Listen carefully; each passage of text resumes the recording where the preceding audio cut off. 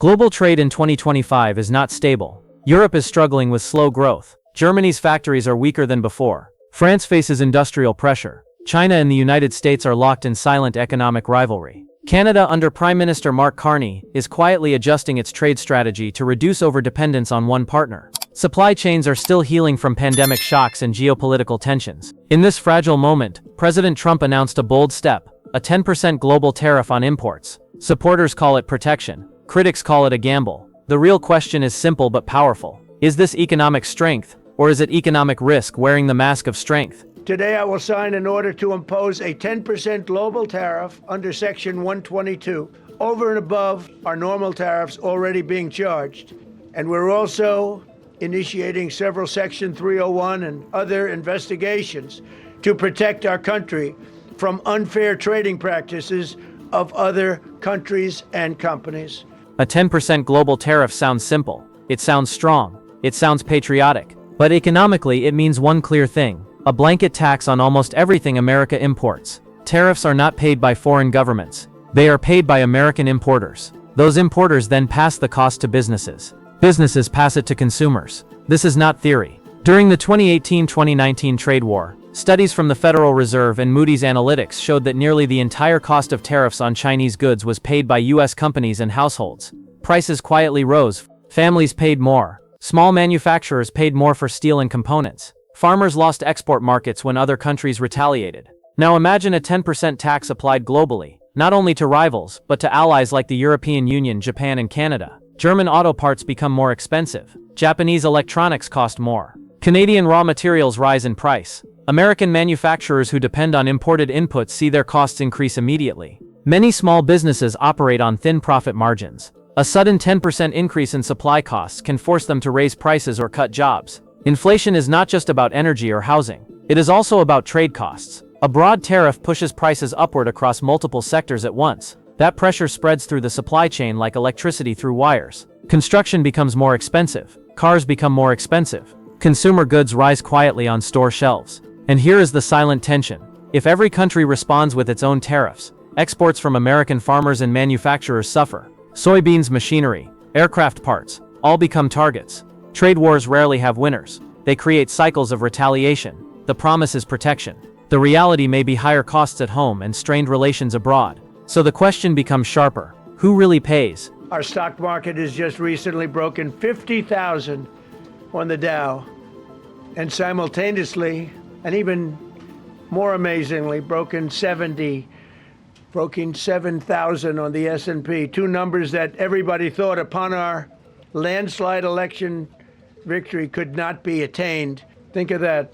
Nobody thought it was possible to do it within 4 years, and we did it in 1 year.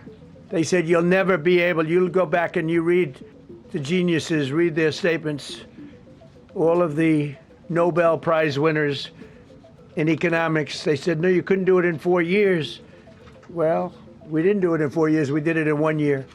We broke every record in the book, and we're continuing to do so. Stock market records are impressive. Headlines celebrate them. Investors cheer them. But the stock market is not the same thing as the real economy. Markets in 2025 are driven by multiple forces. Artificial intelligence companies are attracting massive capital. Technology firms are expanding profits. The Federal Reserve's interest rate policies influence liquidity and borrowing costs. Corporate earnings, global investment flows, and pension fund allocations all push stock indices upward. A rising Dow does not automatically mean rising purchasing power for average families. During previous tariff waves, markets often reacted with volatility. In 2018 and 2019, major tariff announcements triggered sharp market swings because investors dislike uncertainty. When trade rules change quickly, companies delay expansion. They pause hiring. They hesitate on capital investments. Tariffs directly affect industries that rely on global supply chains. The auto industry depends on cross-border parts movement. Even a single vehicle can contain components from Canada, Mexico, Europe, and Asia. Add 10% to each stage and costs compound.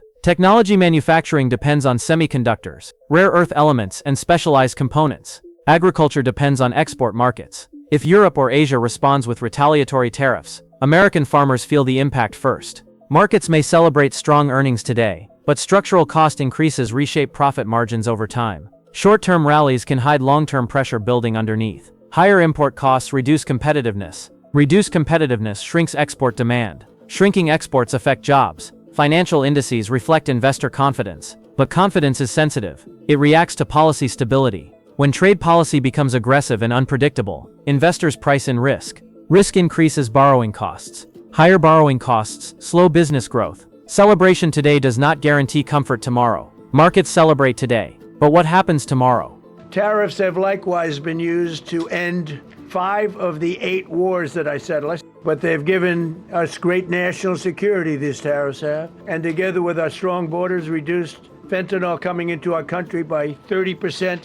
When I use them as a penalty against countries illegally sending this poison into our country. Tariffs are economic tools. Wars are geopolitical conflicts. Mixing the two creates a powerful narrative. But history tells a different story. Trade restrictions have rarely ended wars. In fact, economic sanctions and tariffs sometimes escalate tensions rather than calm them. When countries feel economically targeted, they often respond defensively. Under global trade rules, including frameworks influenced by the World Trade Organization, national security tariffs, especially under Section 232, have been controversial. European allies have challenged such measures before, arguing that labeling economic competition as national security stretches the concept too far. Consider Europe's position. Germany exports vehicles and machinery to the United States. France exports aerospace components and luxury goods. If these sectors face broad tariffs, European governments face domestic pressure to respond. Retaliation becomes politically attractive.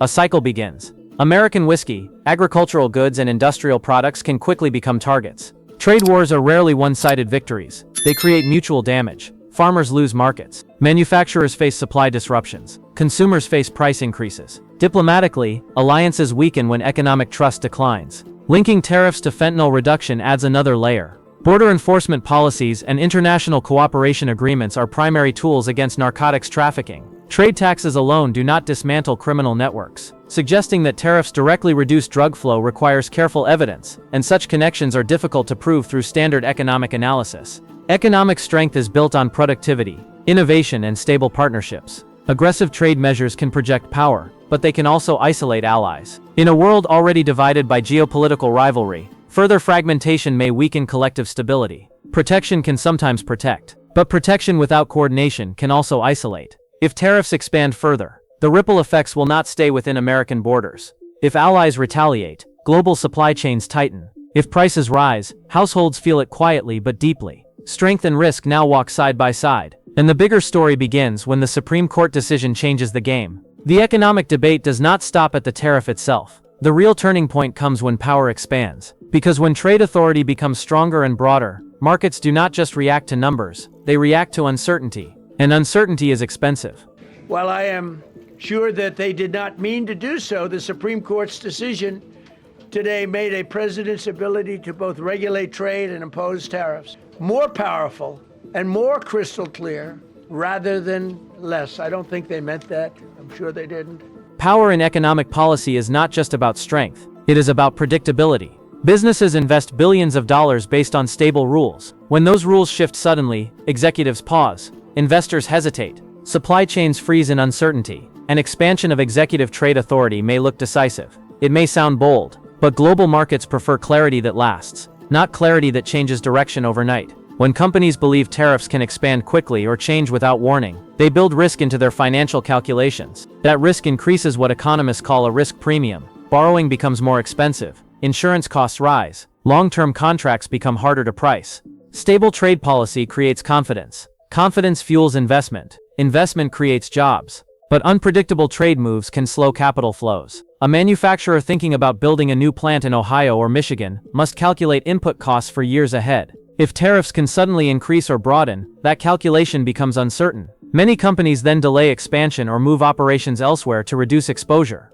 Democratic institutions also play a quiet but powerful role in economic stability. Markets watch how power is balanced. When institutions appear in conflict, investor confidence becomes fragile. Global capital flows towards systems where legal and regulatory frameworks are consistent and transparent. If trade tools are used aggressively and frequently, foreign investors may diversify away from U.S. assets, not because they dislike America, but because they fear volatility. Strong authority can move fast, but speed without predictability can shake foundations. Trade is not only about power, it is about trust. And once trust weakens, rebuilding it takes far longer than announcing a tariff. But I am allowed to cut off any and all trade or business with that same country. In other words, I can destroy the trade. I can destroy the country. I'm even allowed to impose a foreign country destroying embargo. I can embargo. I can do anything I want, but I can't charge $1. Words matter in global politics. Financial markets listen to tone as carefully as they listen to policy. When rhetoric becomes aggressive, diplomatic consequences follow quietly but steadily. Embargoes are among the strongest economic weapons available to any government. History shows that embargoes on countries like Cuba and Iran did not simply punish governments. They reshaped entire populations and long-term diplomatic relationships. They often hardened resistance rather than softened it. They created parallel trade networks instead of compliance. Economic isolation rarely produces quick cooperation. If major economies begin threatening each other with trade destruction, global fragmentation accelerates. Europe already feels pressure between the United States and China. Germany depends heavily on exports. France depends on global industrial integration. If the United States escalates economic confrontation broadly, European leaders face a difficult choice: align completely, or diversify partnerships to protect their industries. Canada under Prime Minister Mark Carney faces a similar dilemma. Canada's economy is deeply connected to the United States. But if tariff pressure increases unpredictably, Canada may strengthen trade ties with Europe and Asia to reduce dependence. Diversification becomes a defensive strategy. Over time, this weakens North American integration. Economic war is different from strategic negotiation. Negotiation creates leverage while preserving relationships. Economic war damages relationships and invites retaliation. If every country begins acting unilaterally, global trade fragments into competing blocs. Than the hundreds of billions we've already taken in yet. It creates the image of money flowing into national accounts. But revenue is only one side of the ledger. Tariffs are not foreign gifts. They function like taxes on imported goods. When importers pay more, they raise prices. Consumers absorb that cost. Studies during earlier tariff rounds showed that American households bore most of the burden. That means higher grocery bills, higher appliance prices, higher construction costs. The government collects revenue, but families pay it indirectly. Economists often calculate the deadweight loss of tariffs. That term describes economic activity that disappears because trade becomes less efficient. Companies buy fewer goods. Consumers substitute lower quality products. Productivity declines slightly but steadily. These small inefficiencies accumulate across sectors. Retaliation is another hidden cost. When other countries respond with their own tariffs, American exporters suffer. Farmers selling soybeans, corn, and meat lose access to markets. Industrial manufacturers lose foreign contracts. During earlier trade tensions, agricultural sectors required federal support packages to offset export losses. Revenue collected from tariffs can be partially redirected to compensate affected industries, but that cycle does not create new wealth. It redistributes losses. Global institutions such as the International Monetary Fund have repeatedly warned that trade fragmentation reduces global GDP growth. When major economies divide into blocs, supply chains shorten but become more expensive. Innovation slows because collaboration weakens. Billions collected at the border may look like victory, but if consumers pay more, exporters sell less, and global growth slows, the net benefit becomes far less clear. Money entering the treasury does not automatically mean prosperity spreading across households. Protection can defend industries, but too much protection can isolate allies. Revenue can fill budgets, but rising prices can empty wallets. Strength can project confidence, but instability can quietly weaken foundations. Now the decision moves beyond policy. It moves to you. Do you believe broad tariffs make America stronger in the long run? Who truly carries the cost? Foreign governments or American families? Should allies be treated like competitors or partners in stability? Share your opinion in the comments. Like this discussion if you value deep analysis. Subscribe for more serious conversations about global economics and political power. The future of trade is not just about numbers, it is about direction.